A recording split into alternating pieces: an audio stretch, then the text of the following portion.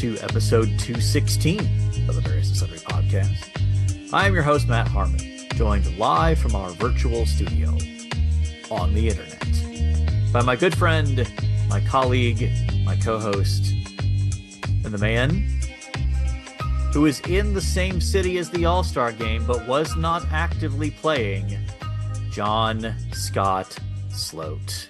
I guess I didn't think about that. I suppose the All-Star Game is here. Yeah. I mean, I knew it was here, but I didn't think that, like, I was going there. But you're right. I mean, probably none of those All-Stars are still here, right? Don't you think they flew out this morning? They're all gone. They probably hopped the first private charter jet they could get out of town after the game last night. Man, what a life to be flying charter, to be flying private, you know? Yeah. But I mean, you wouldn't want to do all that traveling. I mean, you do a decent bit of traveling for your current job, but it's nothing compared to being an NBA athlete. No, I mean, I wouldn't mind being carted around like an NBA player. You know, I mean, the amount of thinking those guys do, they do their job, but they don't think about their travel arrangements. They don't think about the hotel they're staying at. They're probably not even thinking about a lot of their meals. That's a lot of that is taken care of for them. That would be nice. Yeah, that would be real nice. It could be. I mean, I don't know. You strike me as the kind of guy, though, who after a while would like a little agency. Yeah. And I think those guys have some agency. They go out in the evening, they can sit in their room and read. They do lots of stuff. But you're right. I like my agency. Yeah. Well, yeah. So you are joining us from your lovely hotel room in the Hilton. Is that where you're at? Yeah, I'm. This is a Homewood Suites, which is a Hilton. Yeah, I'm like 10 minutes from Meridian. If you know Meridian, the road. Yeah. Yep. So, I think I'm in like College Park area of Indianapolis, like a little bit northwest, but not like Zion's quite. Okay. Yeah. You're probably not too far from College Park then. I saw a sign on the drive-in that said College Park. So yeah. Though they do have multiple campuses. Oh, well, not campuses. Like I think they have like church plants, but the main one is I think pretty close to probably where you are then.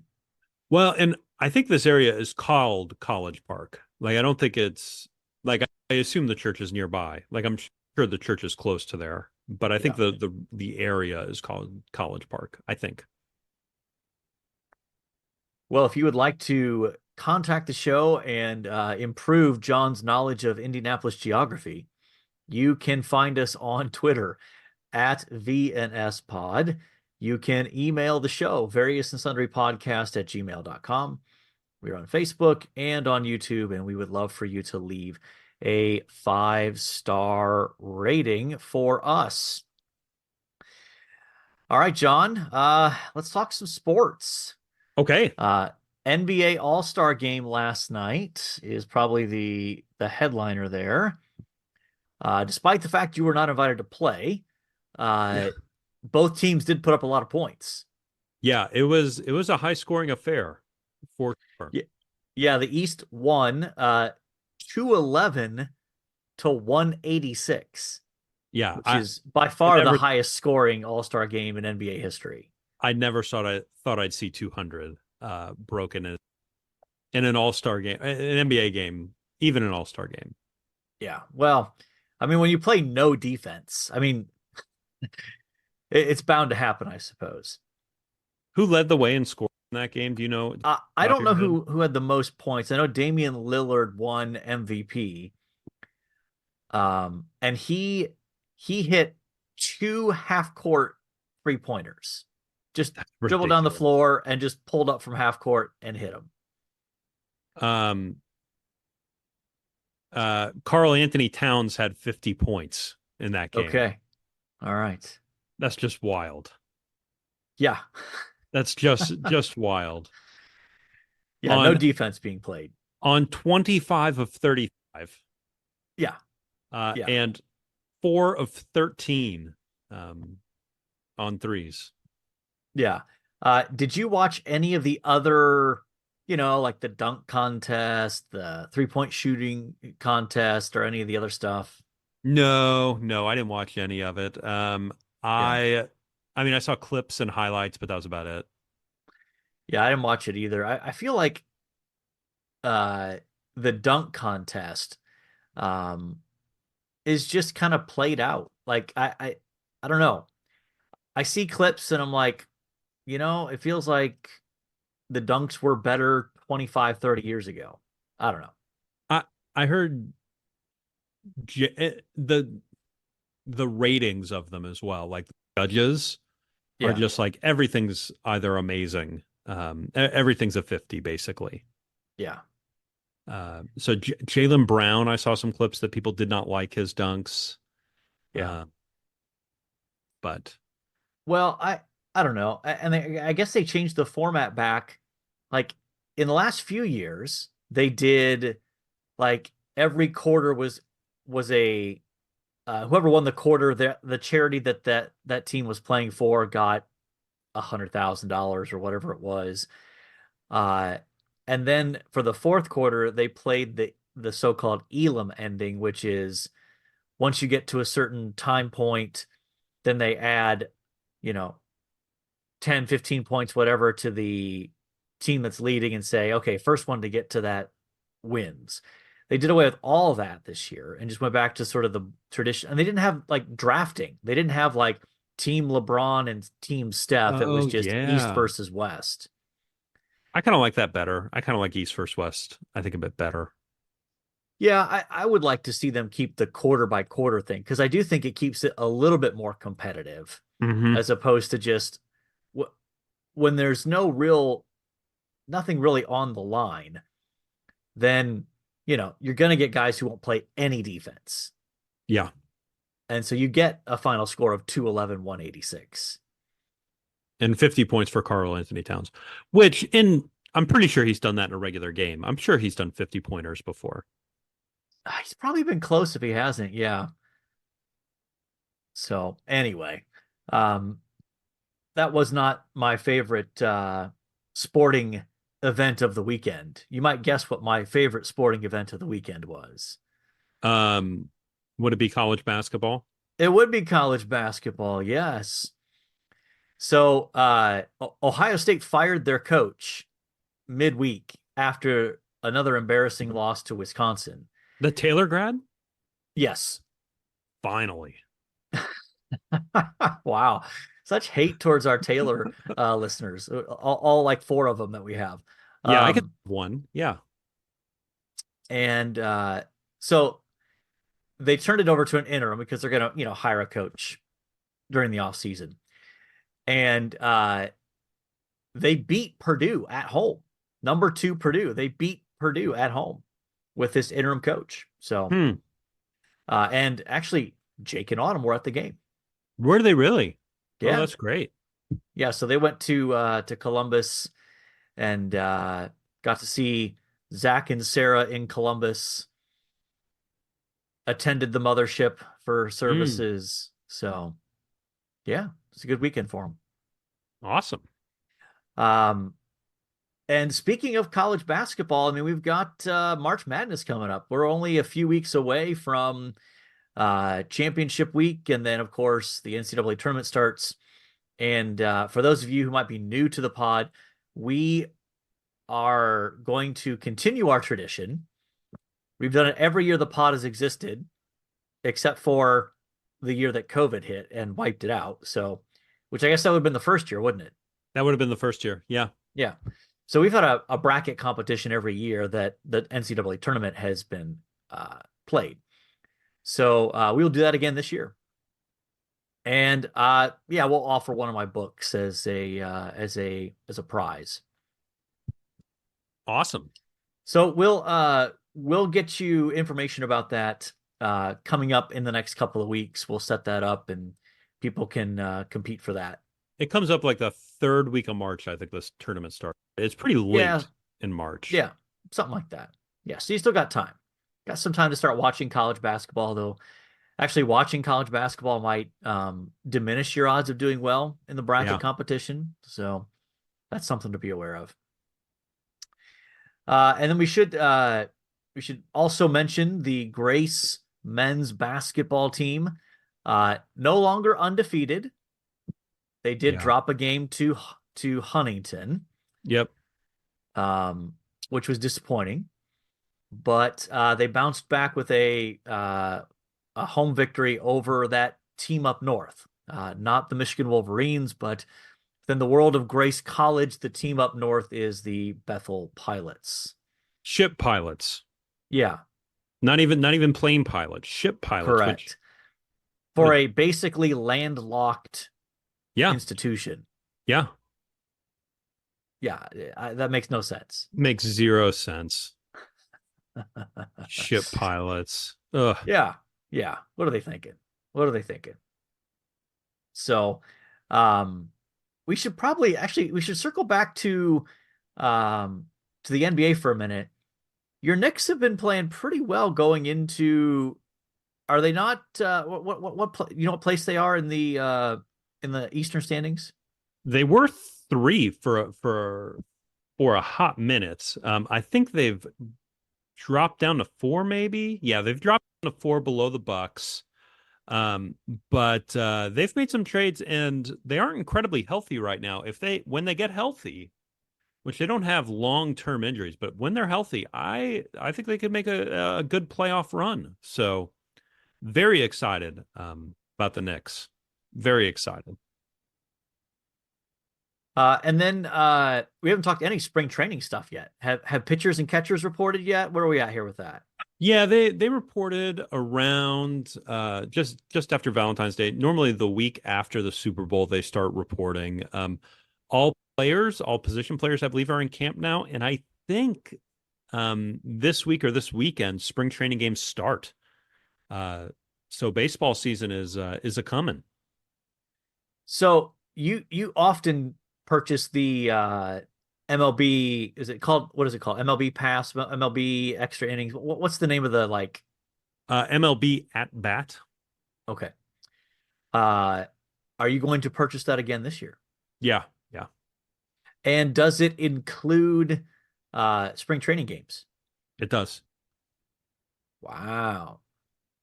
It includes spring training games and affiliates. So not only do you get the Mets, but I could watch AAA, Double A, Single A, Low A. Wow. So if you are hardcore, even doing the deep dive scouting on the future of your team. Yeah, yeah. I don't do that. There's not enough hours in the day basically for me Okay. to do that. But yes, that would be an option. Okay. That's hilarious. That would be an option.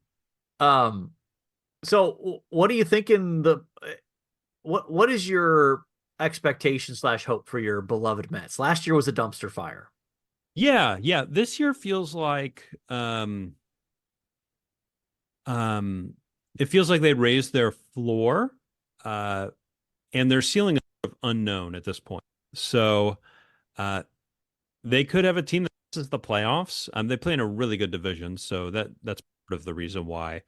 Uh, but they've added a bunch of new starting pitching, uh, and they're all sort of on prove it contracts. Like one guy uh, previously had like a around a 3 ERA with the Yankees. This is Luis Severino.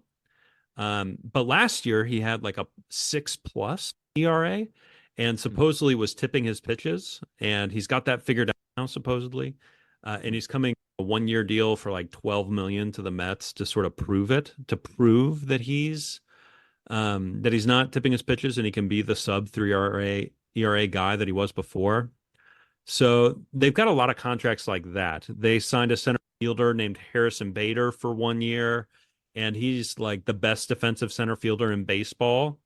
But he hit below 200 last year, and so he needs to prove that he can hit and stay healthy. He was injured a lot last season, so Yeah. he needs to prove that. They have a lot of guys like that. Their bullpen is full of those guys. They probably have 6 or 7 guys in the bullpen that will move back and forth between AAA and the majors who are like basically your metrics are really good. You just haven't been able to prove it.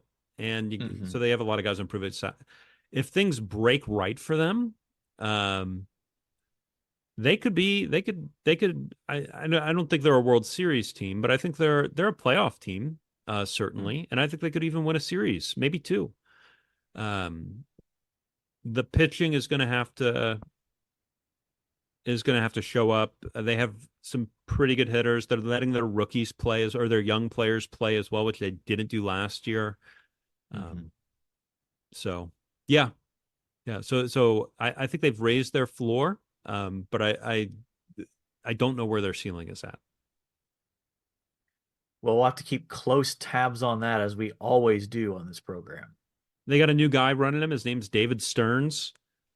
He's my age, which is just wild that the president of baseball operations for the New York Mets I'm the same age as him. So yeah. He built those very good Milwaukee Brewers teams with no money. So the hope is that he can do that in New York with money now. Yeah. All right. Well, we should probably move on. You ready to move on, John? Sure. So today we are beginning a little mini series on what are often referred to as the Christ hymns. And so these are places in Paul's letters where it appears like he is quoting what looks like it could have been an early Christian hymn. Hard to say whether these were actually sung or whether they're just sort of like elevated prose or almost poetry that weren't sung. I mean, the term hymn is not used to specifically describe them. That's a sort of modern scholarly label. So we're starting our series on that. The first one we're going to do is Philippians 2, 5 through 11. And John, I'm going to have you read that in just a minute. I will add that there's a good bit of scholarly debate about whether Paul wrote these. I think most scholars probably lean towards they think that he didn't, and that he's borrowing them from someone else, that these were maybe at some level kind of well known, and he's just including them at various points in his letters. And yet I'll just add, sometimes people try to make some sort of distinction between, say, well, here's this Christ hymn. Its theology is a little bit different than Paul's theology, or its vocabulary is a little bit different than Paul's vocabulary.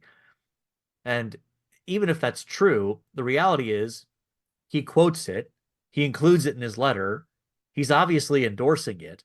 So even if you want to claim that there's some sort of difference, to me, that doesn't make any difference, because he's endorsing it by putting it in his letter. It's not like saying, well, I agree with the first three lines, but that fourth line is actually kind of problematic.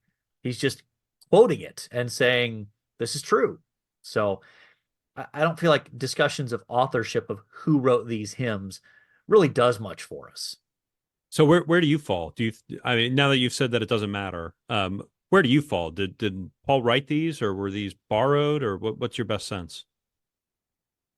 I think I would probably go case by case.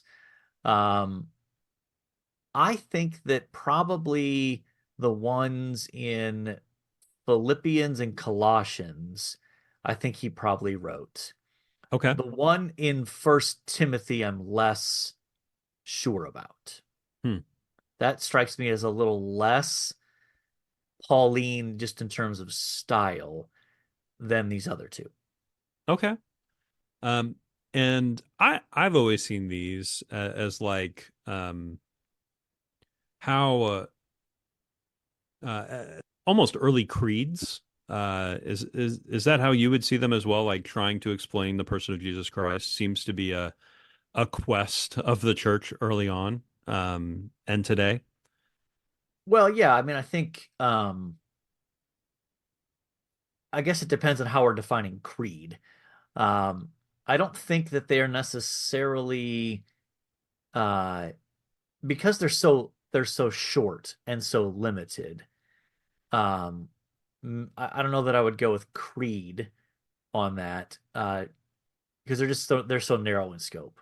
Hmm. Um, but they do have, in one sense, a sort of creedal function in defining who Jesus is and what he's done, and why it matters. So, in that sense, they can function similarly. Yeah. Okay. Well, we ready to give it a read here? Yeah, let's do it. All right. Philippians 2, 5 to 11. For those of you following along at home. Uh, verse 5. Have this mind among yourselves, which is yours in Christ Jesus, who, though he was in the form of God, did not count equality with God a thing to be grasped, but emptied himself by taking the form of a servant, being born in the likeness of men, and being found in human form, he humbled himself by becoming obedient to the point of death, even death on a cross. Therefore, God has highly exalted him and bestowed on him the name that is above every name, so that at the name of Jesus every knee should bow in heaven and on earth and under the earth, and every tongue confess that Jesus Christ is Lord, to the glory of God the Father. All right. So lots of great stuff in there. We'll have to um, limit our discussion given the constraints of what we're dealing with here. Um, I think the section on these verses in my commentary is by far the longest section of any in the commentary. So lots to potentially dig into. Um, I thought I'd start by maybe summarizing the context because it can be tempting sometimes just to jump right in and then treat the Christ hymn and not realize what the larger context is. Mm-hmm. So in the this is part of the main letter body that stretches from 127 all the way to 4:3, at least in my estimation. And in 127 to 30, Paul's calling believers to live as citizens of God's kingdom, worthy of the gospel, even in the face of opposition.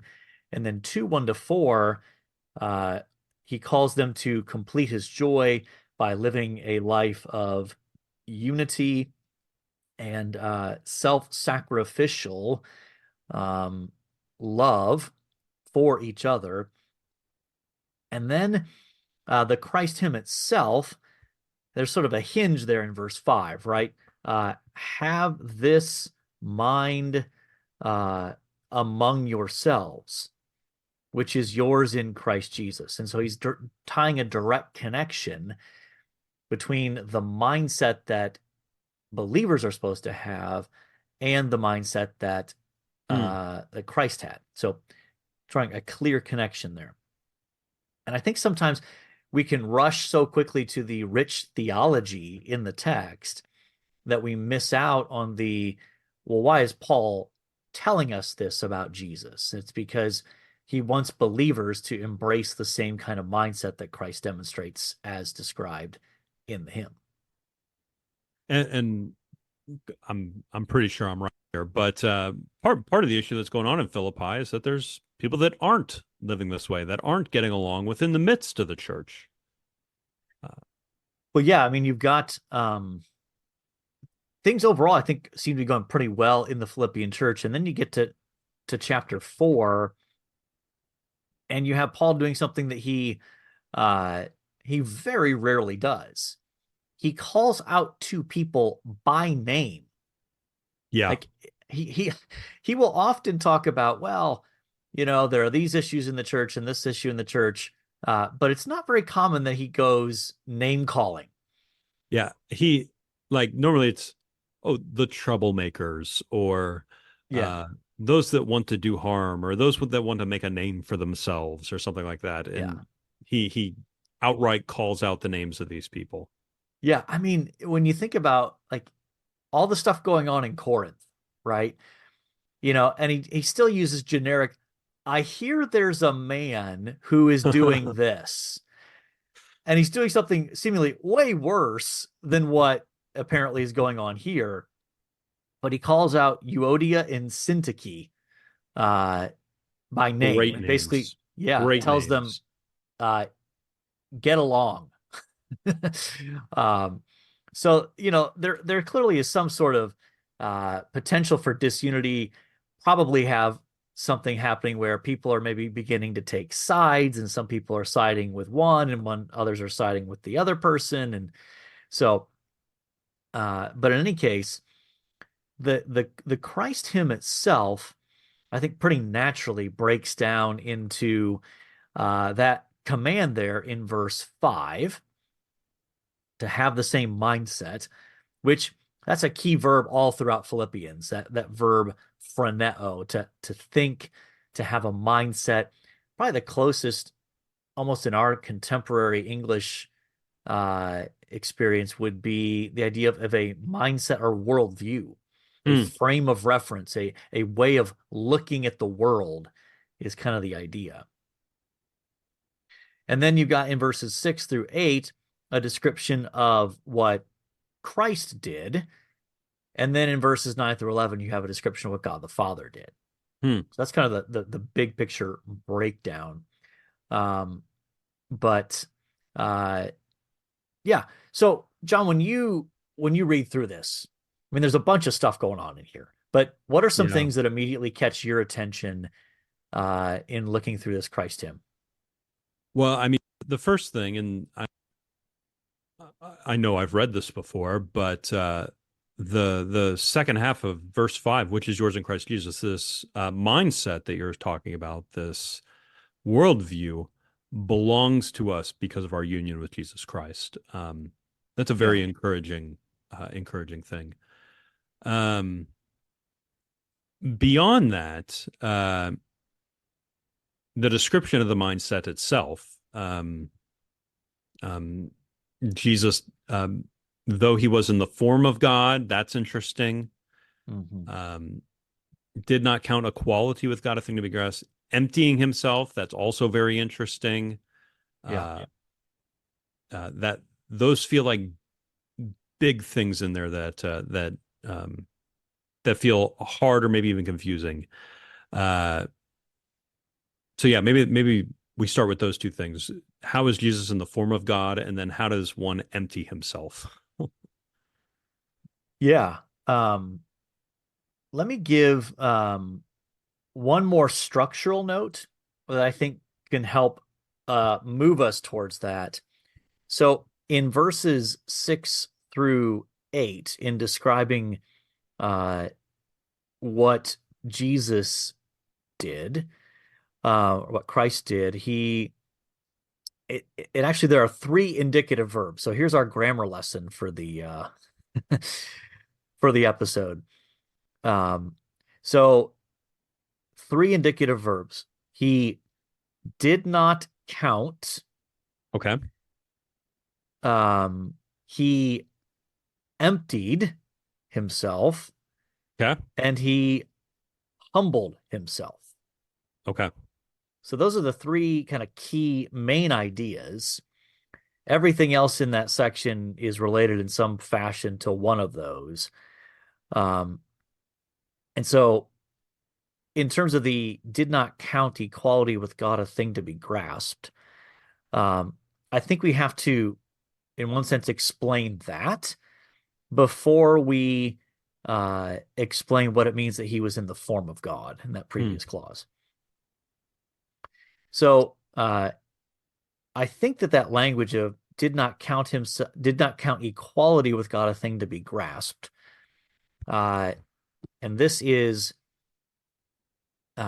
something that it it's hard to. It seems like there's a lot of Old Testament allusions going on in here. And so sorting those out can be tricky. Some have seen a direct contrast with Adam, who was made in the image of God, not the form of God, but the Right. image of God, and grasped after, divine prerogatives, right? By deciding to choose for himself what was right and wrong. Yeah. Yeah. So some see that as sort of a sort of inverted allusion to Genesis 3, which it could be. That's possible. But I think that whole idea of a thing to be grasped, that's a very not common. It's a very, within New Testament scholarship, it's a well-known debated point as to what that term actually means. I think probably the best way to explain it is it has the sense of something to be exploited. Yeah. ESV gives a footnote and says, or a thing to be held on for advantage. Yeah. Yeah. So the sense of something to be used for one's own selfish purposes would kind of be the idea there. Hmm. In which case, it's saying that that's what Christ didn't do, that he didn't view his existence as being in the form of God, as something to be used for his own selfish advantage, but for the advantage of others, is the Hmm. idea. And that brings us back to that previous clause of who, though he was in the form of God. I think the idea is simply that when you think about the sort of the Gentile slash pagan background of most, if not all, of these believers in Philippi, they grew up with stories about the gods, the Roman and Greek gods, who were the epitome of using their divine abilities and powers for their own selfish advantage. Yeah. I mean, if you know anything about Oh, yeah. anything remotely about Greek and Roman mythology about the gods, they're all scheming, conniving, manipulating, Go read seeking the power. Iliad. Yeah. Yeah. It's all over the And place. and so I think what Paul is saying here is that that's not what Christ is, even though he was fully God. He is the form of God. He is the visible representation of God's very essence, is the idea there. So that's probably the first thing you have to unpack. Hmm. The next one, which you already mentioned, is the idea of emptied himself. In verse what is that? That's verse 7. Now, if you read this in the NIV, I think they translate it something like made himself nothing. So I think they try to avoid um the potential perceived problem here, because some people have taken this as, oh, so Christ gave up some of his divine attributes in taking on flesh and becoming human. He gave up some of his divine attributes, which of course is not a biblical view. Sure. And you know what? It even shows up in I forget the name of the hymn, but it's a Charles Wesley hymn. Hmm. Uh, he uses the line, emptied himself of all but love. I can't remember the name of the hymn, but there's a line in there. And every time we sing it, I abstain from singing that line because it's just not true. It's a poetic thought, but it's not true. Um, but here's where some good Greek grammar skills actually help you. Uh, that line, emptied himself, is then modified by three participles in Greek that tell you what it means. What does it mean that he emptied himself? And that's the next few lines. He emptied himself by taking the form of a servant, by being born in the likeness of men, and by being found in human form. So That's what it means that he emptied himself. So there's an interesting paradox here, that the way that he empties himself is by taking things on, like adding. It's an odd thing, right? He Yeah, empties yeah. himself by taking on human flesh, by taking the form of a servant, Hmm. by um, being made or being born in the likeness of men. So he's not giving up anything. He's actually taking upon himself things. Yeah. Yeah. I And noticed that like he empties himself, and how he does that is by taking on the form of a servant. yeah. And so this is where I mean Paul is all this is oriented towards helping us see the full humanity of Jesus. He is fully human Hmm. in every aspect. And then in verse 8, it's talking about him humbling himself by becoming obedient to the point of death, even death on the cross.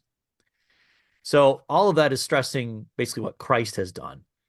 Then verses 9 through 11 are God the Father's response, and it focuses on exaltation. And the idea that God the Father exalts Christ um, because of this. And central to that section is an allusion to, it's almost a quote, quite frankly, of Isaiah 45, Hmm. verse 23. And what's striking about this is that section where it talks about every knee bowing and every tongue confessing. In Isaiah 45, that's describing what's going to happen to Yahweh. Hmm. And elsewhere in that surrounding context, Yahweh makes it clear, I don't share my glory with anybody else. So basically, what this passage is showing us is that Christ is, in fact, Yahweh in the flesh, who will receive this universal acclaim um, in the passage here. And that, of course, uh, is that's the most direct reference to Isaiah. But I think even the language of the form of a servant and even some of the description of his death, I think all of that Yeah. is rooted in Isaiah 53 kind of stuff. Well, I remember taking this class with you when I was a student, and I remember I think we spent like a quarter of the semester on these 5 verses, and Maybe. we were just diving in and finding all the allusions to Isaiah, and there were some other Old Testament passages in there as well. But the ones that stick out to me are like the number of references to Isaiah uh, that are there is intense. There's just a lot of them. Yeah. And there's a whole section in the commentary where I try to unpack that. You took this pre-commentary, didn't you? Pre-commentary, yeah. It was pre-commentary. Yeah. You were writing the commentary when I took this Yeah.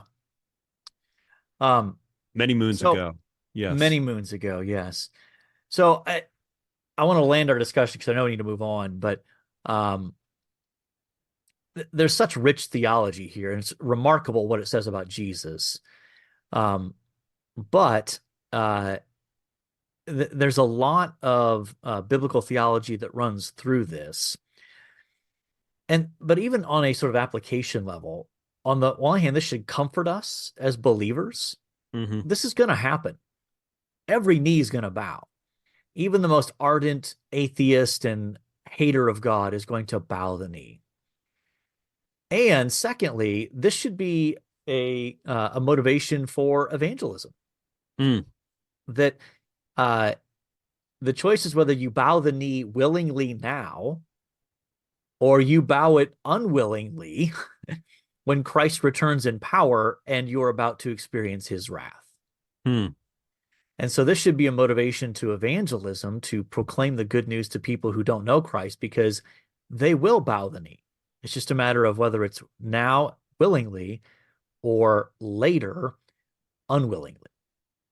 Yeah, I always think of this hymn as sort of as part of the basis for some of the creeds we have in church history over his deity, uh, his Christ's deity, Christ being both fully human and fully man. Mm-hmm. Yeah, I think Philippians, this section of Philippians 2 is foundational for those later developments. And I'll just add briefly that, sometimes critical scholars will say things like, well, it wasn't until much later, to like the end of the first century, that the early Christians thought Jesus was God. It's not till the Gospel of John comes along, you're like, oh, now we think that Jesus is actually fully God. Yeah. And you read a text like this, and you understand what Paul is saying here. He's taking language that is true of Yahweh, and he's saying it's now true of Jesus. Yeah. That's sort of do the theological math. And this letter's written around 60 AD, probably 25 years, 20 to 25, maybe 30 years before the Gospel of John is even written. Yeah. So it just shows early on that the early Christians believed in the deity of Jesus. This was not a later development that came along like, it'd be really cool if he was also God. Like, no, that's kind of from the start. They were convinced. Yeah. They didn't have it all worked out in terms of what it meant, but they believed it was true. Yeah. Yeah. 100%. Well, there's way more we could talk about there, but we are in danger of running long. So it is time now for This Day in Sports History. All right. This Day in Sports History, February 20th. 20th of February. 1960. Soviet females sweep the 10K cross-country event at Squaw Valley.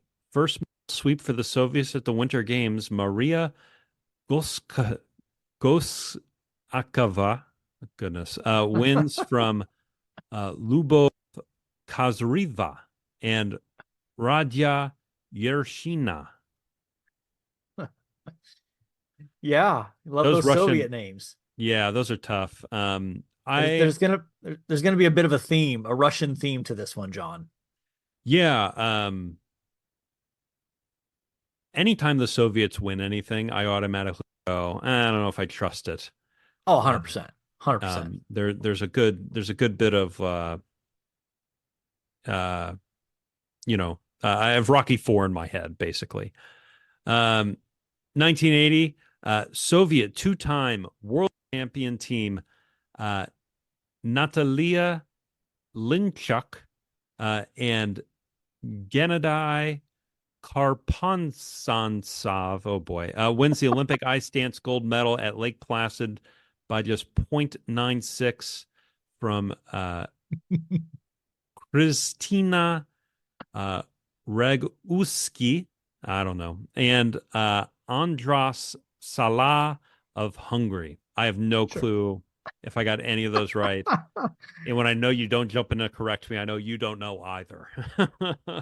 Probably. All right. On this day in 1981, Quebec's Czech rookie brothers Peter and Anton Stancy. I have no clue. Each score their first. Stotsny. Stotsny. There's weird accent marks and umlauts all over this one. Yeah, I'm seeing three. They're starting to move on me, tell you the truth. Each score first career NHL hat tricks in Nordiques. 9-3 win at Vancouver. Peter added 3 assists. Anton 2. Oh boy. You got a chance at the next one. 1998. We're in my lifetime now. Vancouver Canucks right wing Pavel Bure scores 5 goals for Russia in a 7-4 semifinal win over Finland at the Nagano Winter Games. Did I say that right? Nagano? Is that what it is? I think it's Nagano. Nagano? Yeah. Is that Japan? I believe so. Okay. 2014, after winning the individual large hill 10K Nordic Combine title, Jorgen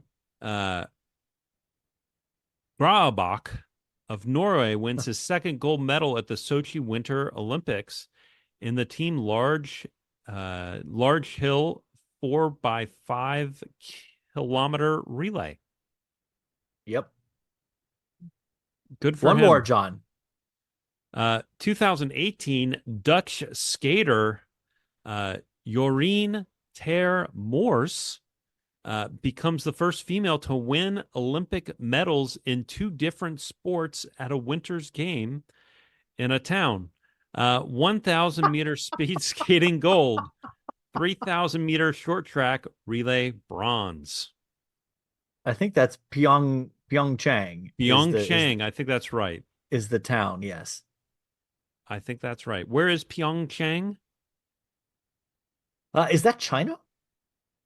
I was thinking Korea, but I'm not Oh, that totally could be sure. Korea. Could be Korea. All right, John. Well, out of that stellar list, I mean, we're in winter Olympic season. I mean, football season is done, and we're right around this like all-star basketball Yeah. weekend. So you're not getting a lot of like stuff like that. So Well, we'll get into March Madness stuff soon enough. I'll probably go the 1981 rookie brothers who both score hat tricks. Peter That's and Anton Stostny. Stotzy. That's pretty impressive for brothers to score hat tricks on the same night, let alone them both being rookies. I can go with that. And we don't do a ton of hockey here, so That's true. and I want to see all those accent marks in our show title, quite frankly. We'll see if they translate. Who knows? Who knows? So we'll go with that. One thing you liked. All right, this is a one thing I like every year about this time. My fantasy baseball league has started our slow draft, and we go around and text one another draft picks. So it's a group chat with 12 guys, and you have 18 hours to make a pick. And so when it's your turn, you can sleep through the night, whatever, but you have to text in your pick within an 18-hour time block. Since we have so many pastors in the league, we have put a sabbatical on Sunday picking. So the clock does not run on Sundays. That seems like a reasonable choice. Yeah. So I mean, there have been no picks today on Monday. The last text I saw was from 6 o'clock last night. And we're waiting on a area church's worship pastor who I will not shame right now, but he takes a lot of heat from our group for his long time in picks. What happens if you go past the 18-hour limit? The next guy gets to pick. You still get to pick, but he can now jump you and take your pick. I'm not aware that it's ever happened. Our commissioner, who is also our pastor, does a really good job of nudging guys when they're getting close to the 18-hour mark. And so does the commissioner then like just record and have to go in to whatever service you're using to say, okay, John Sloat drafted Noah Syndergaard, enter that in, and then the next guy drafts whoever? Yeah, he has to go in and enter every single one of them. My sense is that he keeps a tab open on his computer, even while at home, and just hops on over and does it. But he's really committed to it. Okay. He's really, it's a good way to, we started this drafting, I think during COVID, because we all had so much time on our hands. And we really enjoy it. It's better than like sitting at your computer and having 2 minutes to make a decision, you know? Yeah. Yeah, for sure. Be able to think through it. I really like that. Okay. There you go. So that's my one thing, fantasy baseball draft. So I'm struggling to remember if I use this or not, but I'm reading an action novel series by Jack Carr. And I just finished the fourth book now. It's either the third or the fourth book. Okay. But it's about so Jack Carr himself is a retired SEAL. And so the book is about a sort of a former Navy SEAL and his adventures, so to speak. But what's fascinating about it is that because he's a former SEAL, every novel he writes has to pass a clearance through the Department of Defense. Like he has to submit the manuscript and they go through and they read. And if there's anything that they're like, yeah, no, that's too revealing of like that we have people there or we have a base there or we have done stuff there. Interesting. And what's fascinating is instead of him like just deleting it, he literally X's it out. So you'll be reading along and you'll say a group of operators from, and then just a series of X's approached in there, and then a series of X's because it's some sort of specialized like, boat or helicopter or something that he's not cleared to reveal the existence of or something like that. Wow. Which actually gives it a little bit of a realism feel. Yeah. And it's pretty good writing. The plots are interesting.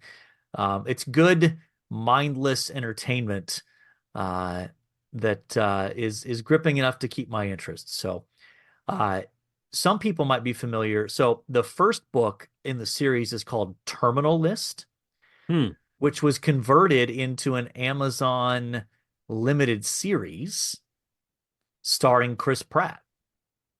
Oh, yeah. I don't know if I've watched it, but I've definitely heard of it.